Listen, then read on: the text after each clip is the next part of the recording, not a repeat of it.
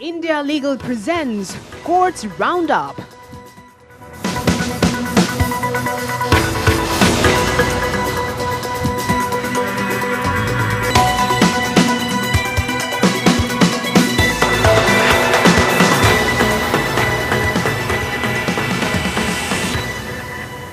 उच्चतम न्यायालय ने कोरोना वायरस वैश्विक महामारी के बीच राज्य में कांवड़ यात्रा की अनुमति देने के उत्तर प्रदेश सरकार के फैसले का बुधवार को संज्ञान लिया।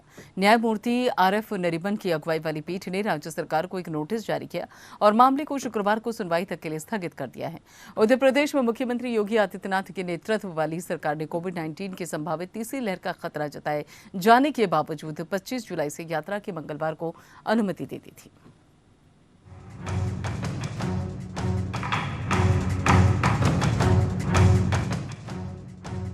सुप्रीम कोर्ट ने कोविड-19 संक्रमण के बीच उत्तर प्रदेश सरकार द्वारा कांवड़ यात्रा की अनुमति देने के निर्णय पर स्वतः संज्ञान लिया है। शीर्ष अदालत ने इस मामले में केंद्र और यूपी सरकार को नोटिस जारी किया। जस्टिस रोहिंटन एस नरीमन की अध्यक्षता वाली पीठ ने इस मामले पर विचार करने का निर्णय देते हुए केंद्र सरकार, यूपी सरकार को जवाब दाखिल करने के लिए कहा है। पीठ ने कहा है कि वो शुक्रवार को इस मामले पर सुनवाई करेगी। कोर्ट ने बुधवार को द इंडियन एक्सप्रेस में प्रकाशित एक रिपोर्ट पर स्वतः संज्ञान लिया, जिसमें कहा गया कि कोविड-19 की संभावित तीसरी लहर की आशंका के बीच उत्तराखंड सरकार ने कांवड़ यात्रा को स्थगित कर दिया है। लेकिन वहीं पड़ोसी राज्य उत्तर प्रदेश ने कुछ शर्तों के साथ कांवड़ यात्रा आयोजित करने का फैसला किया। इससे उत्तरी बेल्ट के राज्यों में तीर्थ यात्रियों की भारी आवाजाही देखी जाएगी। जस्टिस नरीमन ने सॉलिसिटर जनरल तुषार मेहता से कहा कि अखबार देखने पर हमें इस बात पर परेशानी हुई कि कोविड-19 संक्रमण के बीच उत्तर प्रदेश में कांवड़ यात्रा को जारी रखने का निर्णय लिया है। वहीं पड़ोसी राज्य उत्तराखंड ने इस साल कांवड़ यात्रा की इजाजत देने से इनकार कर दिया। हम उस सम्मानित राज्य की राय जानना चाहते हैं। लोगों को समझ में नहीं आ रहा है कि क्या हो रहा है। प्रधानमंत्री नरेंद्र मोदी द्वारा कोरोना की तीसरी लहर के बारे में आगाह करने के बावजूद ऐसा हो रहा है। पीठ ने आगे कहा कि यह महत्वपूर्ण है कि गृह सचिव भारत संघ इस समाचार रिपोर्ट का जवाब दे। इस तथ्य को देखते हुए ये यात्रा 25 जुलाई से शुरू हुई है। एक छोटा समय सारणी तय करना आवश्यक है। शुक्रवार की सुबह प्रमुख सचिव उत्तराखंड राज्य, गृह सचिव भारत संघ और प्रमुख सचिव यूपी राज्य द्वारा हलफनामा दायर किया जाएगा। अदालत ने इस मामले में स्वतः संज्ञान लिया है और इस मुद्दे पर यूपी और उत्तराखंड राज्य और भारत संघ को नोटिस जारी किया। प्रतिक्रिया दर्ज करने के लिए मामले को शुक्रवार को सूचीबद्ध किया गया है। इससे पहले पड़ोसी राज्य उत्तराखंड में इस साल कांवड़ यात्रा पर रोक लगा दी है। सरकार का कहना है कि कोरोना थमने का नाम नहीं ले रहा। ऐसे में कांवड़ यात्रा की अनुमति नहीं दी जा सकती। कांवड़ यात्रा 25 जुलाई से 6 अगस्त के बीच में प्रस्तावित है। बता दें कि कांवड़ यात्रा में हर साल बड़ी संख्या में श्रद्धालु हिस्सा लेते हैं और इसमें जगह जगह भीड़ उमड़ने की आशंका रहती है। दोनों राज्यों में कोरोना के मामले अभी भी सामने आ रहे हैं। ऐसे में उत्तराखंड से कांवड़ यात्रा नहीं निकलेगी। कांवड़ यात्रा 25 जुलाई से 6 अगस्त तक आयोजित करने का प्रस्ताव है। इंडियन एक्सप्रेस की एक रिपोर्ट के अनुसार पिछली बार साल 2019 में यात्रा का आयोजन किया गया था। लगभग 3.5 करोड़ भक्त यानी कि कांवड़ के हरिद्वार गए थे, जबकि 2 से 3 करोड़ से अधिक लोगों ने पश्चिमी यूपी के तीर्थ स्थलों पर गए थे। Bureau report. सुप्रीम कोर्ट ने ट्रिब्यूनल रिफॉर्म ऑर्डिनेंस 2021 की धारा 12 को ट्रिब्यूनल के सदस्यों और चेयरपर्सन का कार्यकाल 4 साल तय करने की हद तक खत्म कर दिया। न्यायालय ने ये कहते हुए प्रावधानों को भी पढ़ा कि ये केवल संभावित रूप से लागू होगा और 4 अप्रैल 2021 से पहले की गई नियुक्तियों पर पूर्वव्यापी रूप से लागू नहीं होगा। सुप्रीम कोर्ट ने ट्रिब्यूनल रिफॉर्म्स ऑर्डिनेंस 2021 के उन प्रावधानों को रद्द कर दिया है जिसमें विभिन्न ट्रिब्यूनल के सदस्यों का कार्यकाल 4 साल तय किया गया था। सुप्रीम कोर्ट की 3 सदस्यीय खंडपीठ ने 2:1 के बहुमत से ये फैसला किया है। जस्टिस L नागेश्वर राव और जस्टिस S रविंद्र भट्ट के बहुमत के फैसले ने कहा है कि इसने पहले के फैसले में दिए गए स्पष्ट निर्देश का उल्लंघन किया है कि ट्रिब्यूनल सदस्यों का कार्यकाल 5 वर्ष होना चाहिए। जस्टिस L नागेश्वर राव, हेमंत गुप्ता और रविंद्र भट्ट की बेंच ने मद्रास बार एसोसिएशन की धारा 12 और 13 को चुनौती देने वाली याचिका पर फैसला सुनाया। इसके द्वारा वित्त अधिनियम 2017 की धारा 184 और 186(2) में संशोधन किया गया था। न्यायमूर्ति गुप्ता ने असहमतिपूर्ण फैसला दिया और याचिका खारिज कर दी। सुप्रीम कोर्ट के समक्ष अपनी याचिका में एसोसिएशन ने प्रस्तुत किया कि चुनौती दिए गए प्रावधान शक्तियों के पृथक्करण न्यायपालिका की स्वतंत्रता के सिद्धांतों के उल्लंघन में है और न्याय के कुशल और प्रभावी प्रशासन के खिलाफ है। याचिका में आगे कहा गया कि धारा 184(1) के पहले प्रावधान में न्यूनतम आयु सीमा 50 वर्ष है और ये मनमाना असंवैधानिक है। और आर गांधी, रोजर मैथ्यू और विशेष रूप से मद्रास बार एसोसिएशन मामले में सुप्रीम कोर्ट के निर्देशों के खिलाफ है। जस्टिस हेमंत गुप्ता ने इस फैसले पर असहमति जताई थी, लेकिन बहुमत से फैसला किया गया। सुप्रीम कोर्ट की खंडपीठ ने मद्रास बार एसोसिएशन द्वारा अधिकरण सुधार, सुव्यवस्थीकरण और सेवा शर्तें, अध्यादेश या tribunal reforms, rationalisation and condition of service ordinance 2021 को चुनौती देने वाली याचिका पर यह फैसला सुनाया है।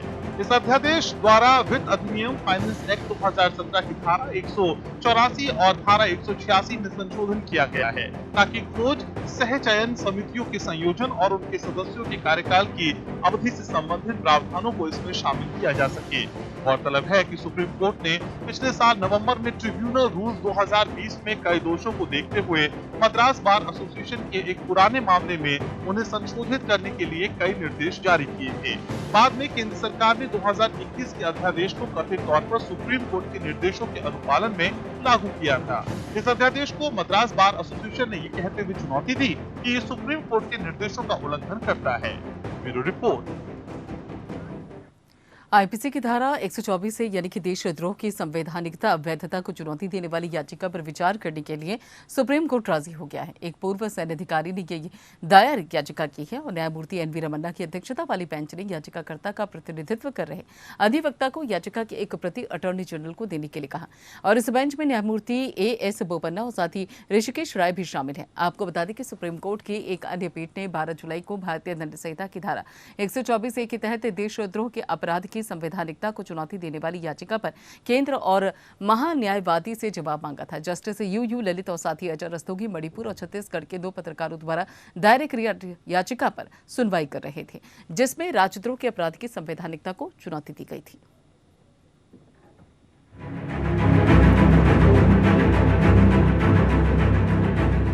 सेना के वयोवृद्ध सेवानिवृत्त मेजर जनरल एस.जी. पोम्पटकेरे ने भारतीय दंड संहिता की धारा 124 के तहत राजद्रोह के अपराध की संवैधानिकता को अस्पष्ट होने और बोलने की आजादी पर चिलिंग इफेक्ट या नकारात्मक प्रभाव बताते हुए चुनौती देते हुए सुप्रीम कोर्ट का दरवाजा खटखटाया है। सुप्रीम कोर्ट ने याचिकाकर्ता को भारत के अटॉर्नी जनरल को याचिका की प्रति देने का निर्देश दिया।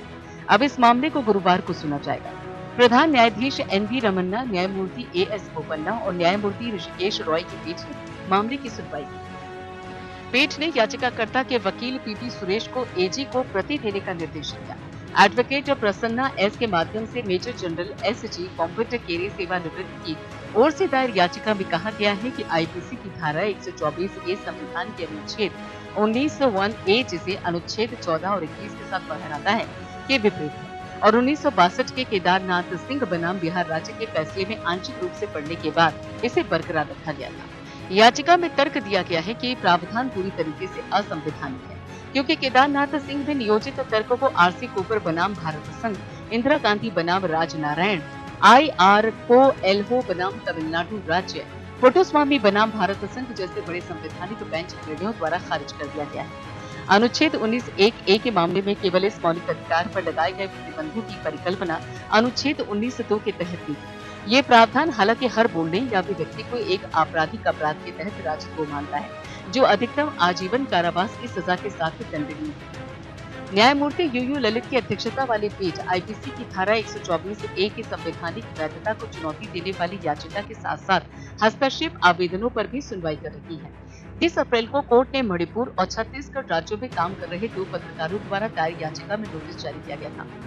12 जुलाई को कोर्ट ने मामले में एजी से सवाल मांगा था और मामले को 27 जुलाई तक के लिए स्थगित कर दिया गया था। प्रतिवादियों को अपना जवाब दाखिल करने के लिए 2 सप्ताह का समय दिया गया है। Bureau report.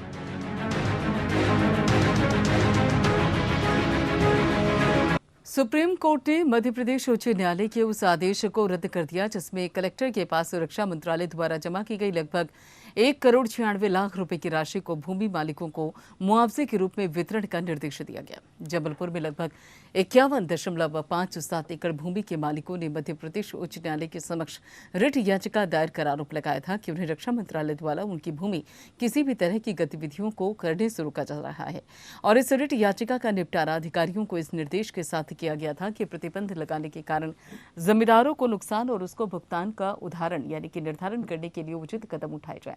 कलेक्टर जबलपुर ने शुरू में की भूमि अधिग्रहण, पुनरुत्थान, पुनर्वासन, उचित मुआवजे की पारदर्शिता का अधिकार अधिनियम और साथ ही 2013 के प्रावधानों को लागू किया। स्थानीय सैन्य प्राधिकरण को 10 करोड़ 55 लाख रुपए से अधिक जमा करने के लिए कहा गया और इसके विरोध करते हुए मंत्रालय ने राजस्व अधिकारियों से संपर्क कर कहा कि मुआवजे का निर्धारण रक्षा अधिनियम 1903 की धारा 23 और 24 के अनुसार की जानी चाहिए, न कि 2013 के अधिनियम के तहत। अवमानना याचिका में उच्च न्यायालय ने कहा कि मंत्रालय ने कलेक्टर के समक्ष पहले ही करीब 2 करोड़ रुपए जमा कर दिए थे और ये राशि प्रतिवादियों को 15 दिनों के भीतर जारी की जा सकती है और इस आदेश के खिलाफ सुप्रीम कोर्ट का दरवाजा खटखटाया गया था। अपील में अदालत ने कहा कि अवमानना कार्यवाही वर्तमान मामले में सभी मुद्दों पर प्रश्नों के रूप में आगे बढ़ी है, जिनके लिए दृढ़ संकल्प और निर्णय की आवश्यकता है। न्यायमूर्ति AM खानविलकर और साथ ही न्यायमूर्ति संजीव खन्ना की पीठ ने कहा कि दूसरी और तीसरी अवमानना याचिकाओं में पारित आदेश रिट याचिका में पारित आदेश के दायरे और सीमा से बाहर चले गए हैं। पंजाब और हरियाणा हाईकोर्ट पिछले सप्ताह उस 76 वर्षीय विधवा के बचाव में आया जिसके घर को उसके बेटे ने अवैध रूप से अपने नाम हस्तांतरित करवा लिया था और उसके बाद उसे घर से निकलवा दिया था। जस्टिस अगस्टाइन जॉर्ज मसीह साथ ही जस्टिस अशोक कुमार वर्मा की एक बेंच ने माता पिता और वरिष्ठ नागरिक भरण पोषण और कल्याण अधिनियम 2007, maintenance and welfare of parents and senior citizen act 2007 के उद्देश्य से उन वृद्ध माता पिता के अधिकारों को सुरक्षित करने पर विचार किया जिन्हें अक्सर उनके बच्चों द्वारा छोड़ दिया जाता है। पीठ ने कहा कि अक्सर देखा जाता है कि अपने माता पिता से संपत्ति प्राप्त करने के बाद बच्चे उन्हें छोड़ देते हैं। ऐसी स्थिति में माता पिता और वरिष्ठ नागरिक भरण पोषण और कल्याण अधिनियम 2007 ऐसे वृद्ध माता पिता और वरिष्ठ नागरिकों के लिए एक सक्षम जीवन रेखा है जिनके बच्चों उनकी देखभाल नहीं करते और उपेक्षित हो जाते हैं। कोर्ट ने पाया कि याचिकाकर्ता की यह दलील कि SDM ने एक ऐसा आदेश पारित किया था जो प्रतिवादी द्वारा मांगी गई राहत से परे है, पूरी तरह से गलत है। अदालत ने कहा कि प्रतिवादी ने SDM के समक्ष अपनी याचिका में उल्लेख किया था कि उसके बेटे ने धोखे से अपने नाम पर घर स्थानांतरित करके उसे घर से निकाल दिया था। इसके अलावा अधिनियम 2007 की धारा 5(1)(c) SDM को किसी मामले पर स्वतः संज्ञान लेने का अधिकार देती है।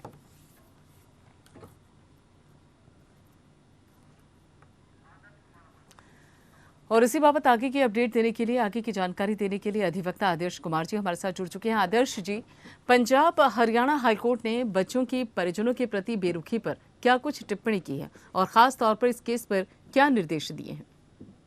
जी देखिए, बताना चाहेंगे इस मामले में पंजाब एवं हरियाणा हाईकोर्ट ने कहा है कि अक्सर देखा जाता है कि अपने माता पिता से संपत्ति प्राप्त करने के बाद बच्चे उन्हें छोड़ देते हैं। ऐसी स्थिति में माता पिता एवं वरिष्ठ नागरिक भरण पोषण एवं कल्याण अधिनियम 2007 ऐसे वृद्ध माता पिता और वरिष्ठ नागरिकों के लिए एक सक्षम जीवन रेखा है जिनके बच्चों उनकी देखभाल नहीं करते हैं, वह उपेक्षित हो जाते हैं। अधिनियम 2007 की धारा 23 इसके लिए एक निवारक है और इसीलिए उन बुजुर्ग लोगों के लिए फायदेमंद है जो अपने जीवन के अंतिम चरण में खुद की देखभाल करने में असमर्थ हैं। बच्चों ने अपने बुजुर्ग माता पिता की ठीक से देखभाल करने की अपेक्षा की जाती है, जो न केवल एक मूल्य आधारित सिद्धांत है बल्कि एक बाध्य कर्तव्य है, जैसा कि अधिनियम 2007 के जनादेश में निहित है। और वहीं माता पिता के हितों की रक्षा के लिए अधिनियम 2007 की धारा 23(1) की आवश्यकता पर विचार करते हुए कोर्ट ने कहा कि अधिनियम 2007 की धारा 23(1) स्पष्ट रूप से यह निर्धारित करती है कि यदि बच्चे अपने माता पिता की संपत्ति को अपने पक्ष में स्थानांतरित करने के बाद अपने माता पिता की देखभाल करने में विफल रहते हैं तो संपत्ति के उस हस्तांतरण की धोखाधड़ी या जबरदस्ती या अनुचित प्रभाव के तहत किया माना जाएगा और ट्रिब्यूनल द्वारा हस्ताक्षरकर्ता के विकल्प को शून्य घोषित किया जाएगा। अधिनियम 2007 की धारा 23(1) के तहत प्रावधान बुजुर्ग लोगों को एक सम्मानजनक अस्तित्व प्रदान करने का प्रयास करते हैं। जी बिल्कुल, बहुत बहुत शुक्रिया आदर्श जी हमसे जुड़ने के लिए और इस सारी जानकारी के लिए।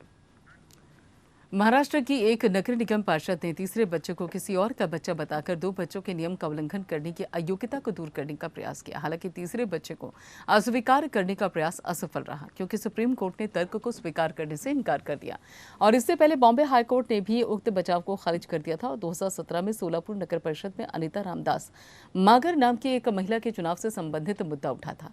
उनके चुनाव को एक प्रतिद्वंदी उम्मीदवार ने इस आधार पर चुनौती दी थी कि 1 सितंबर 2001 के बाद उनको एक तीसरा बच्चा पैदा पैदा हुआ था, जिस तारीख को महाराष्ट्र स्थानीय निकाय चुनाव लड़ने से 2 से अधिक बच्चों वाले लोगों को अयोग्य घोषित करने का प्रावधान पेश किया गया।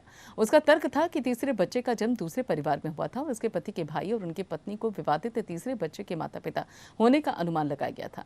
बच्चे के जन्म प्रमाण पत्र में किए गए सुधारों पर यह तर्क देने के लिए भरोसा किया गया कि तीसरे बच्चे के माता पिता एक अलग दंपति था। ट्रायल कोर्ट और हाई कोर्ट ने कहा है कि तीसरे बच्चे के जन्म प्रमाण पत्र में शुरू में अनिता मागर और उसके पति को माता पिता के रूप में दिखाया गया था। माता पिता के रूप में एक अलग दंपति को दिखाने के लिए 2012 में बच्चे के जन्म के 8 साल बाद जन्म प्रमाण पत्र बदल दिया गया था। ये परिवर्तन अनिता माकर के पति द्वारा 2012 में वार्ड चुनाव लड़ने के लिए नामांकन दाखिल करने से कुछ समय पहले किया गया था। बदले हुए प्रमाण पत्र के आधार पर रिटर्निंग ऑफिसर ने 2012 में अनिता मागर के पति के खिलाफ उठाई गई इसी तरह की आपत्ति को खारिज कर दिया था। हालांकि ट्रायल कोर्ट और हाई कोर्ट ने जन्म प्रमाण पत्र में बदली हुई प्रविष्टियों को स्वीकार करने से इनकार कर दिया और जो देरी से बनाई गई थी। साथ ही 2004 में अस्पताल में दी गई प्रासंगिक सूचना अनिता माकर और उनके पति को माता पिता के रूप में दिखाया गया था। उच्च न्यायालय के न्यायमूर्ति सीवी भाटांग की अखिल पीठ ने अनिता माकर के चुनाव को रद्द करने वाले दीवानी न्यायालय के आदेश को बरकरार रखा।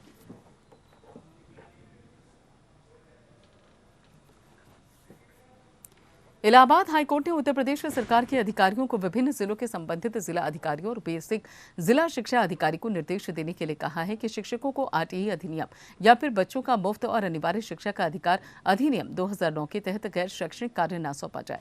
न्यायमूर्ति विवेक चौधरी की खंडपीठ 3 प्राथमिक शिक्षकों द्वारा दायर याचिका पर सुनवाई कर रही थी, जिन्होंने प्रस्तुत किया कि राज्य व परिषद के अधिकारी उन्हें बूथ स्तर के अधिकारी के रूप में नियुक्त कर रहे हैं और उन्हें कई अन्य कार्य सौंपे जा रहे हैं जिन्हें शिक्षकों द्वारा निष्पादित करने की आवश्यकता नहीं है। कोर्ट ने फैसला सुनाया कि बच्चों के निःशुल्क और अनिवार्य शिक्षा के अधिकार अधिनियम 2009 की धारा 27 के विपरीत याचिकाकर्ताओं को काम करने के लिए अधिकारी के द्वारा जारी दिशा निर्देश के लिए उत्तरदायी नहीं है।